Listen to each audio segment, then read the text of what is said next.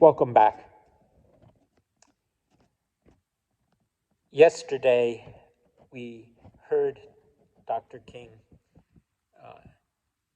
like others before him, including both Thomas Jefferson, a slaveholder, and Frederick Douglass, a free man and an ardent abolitionist, talking about the evils of slavery. And he talked about how segregation was a legal end run around emancipation. And here, in this short passage we'll hear today, he speaks about the early 1960s and what was going on then. And it behooves us to ask what's going on in 2022. He says this: "Today we are witnessing a massive change. A world-shaking decree by the 9 justices of the United States Supreme Court opened the Red Sea, and the forces of justice are moving to the other side.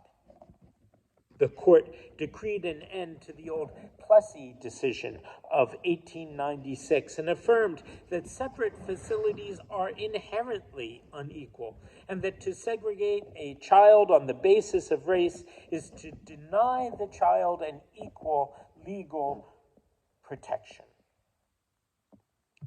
This decision is a great beacon light of hope to millions of disinherited people.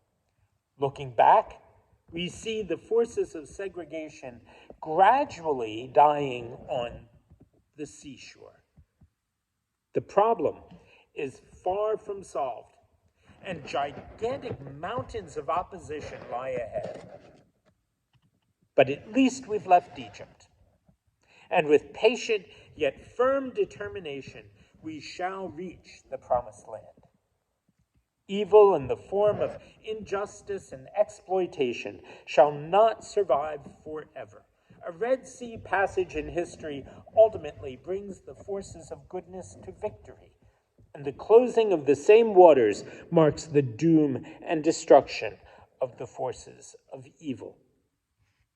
All of this reminds us that evil carries the seed of its own destruction. In the long run, right defeated is stronger than evil triumphant. Historian Charles A. Beard, when asked what major lessons he had learned from history, answered, "First, whom the gods would destroy, they must first make mad with power. Second, the mills of God grind slowly, yet they grind exceedingly small. Third, the bee fertilizes the flower it robs. Fourth, when it is dark enough, you can see the stars." These are the words not of a preacher, but of a hard-headed historian, whose long and painstaking study of history revealed to him that evil has a self-defeating quality.